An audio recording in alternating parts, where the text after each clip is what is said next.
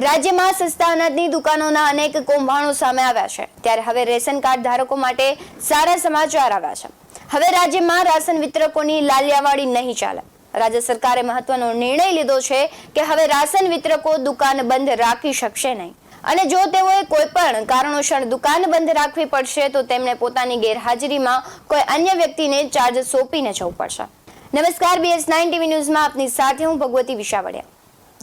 ગુજરાતના 73 lakh NFSA card ધારકો માટે રાજ્ય સરકારે મોટો નિર્ણય લીધો છે।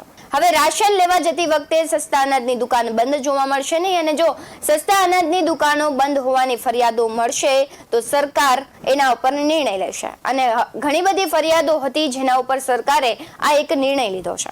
નવા નિર્ણય મુજબ સરકારી અધિકારીઓની જેમ હવે રેશન વિતરકોએ પોતાની ગેરહાજરીમાં અન્ય કોઈને ચાર્જ સોંપવો પડશે। આમ રેશન કાર્ડ ધારકોને દુકાનનો ધક્કો હવે નહીં ચાલે। વિતરકની ગેરહાજરીમાં કોને ચાર્જ સોંપ્યો તેની જાણ પણ હવે કરવી પડશે। આવો જોઈએ।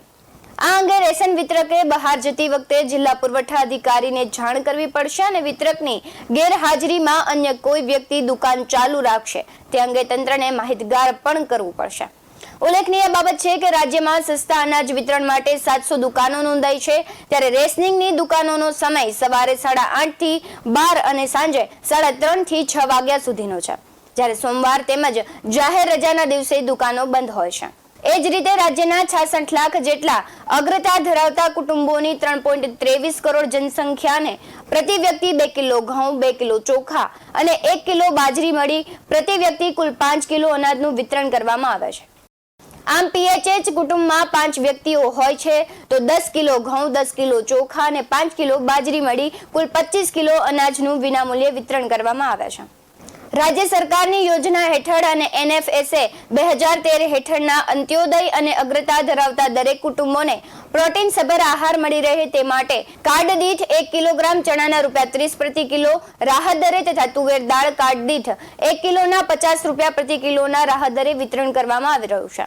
તેમજ રાજ્ય સરકારની યોજના હેઠળ NFSA 2013 હેઠળના અંત્યોદય તથા અગ્રતા ધરાવતા દરેક કુટુંબોને મીઠું કાર્ડ દીઠ 1 કિલોગ્રામ ₹1 કિલો પ્રતિ કિલોગ્રામના રાહત દરે વિતરણ કરવામાં આવી રહ્યું છે।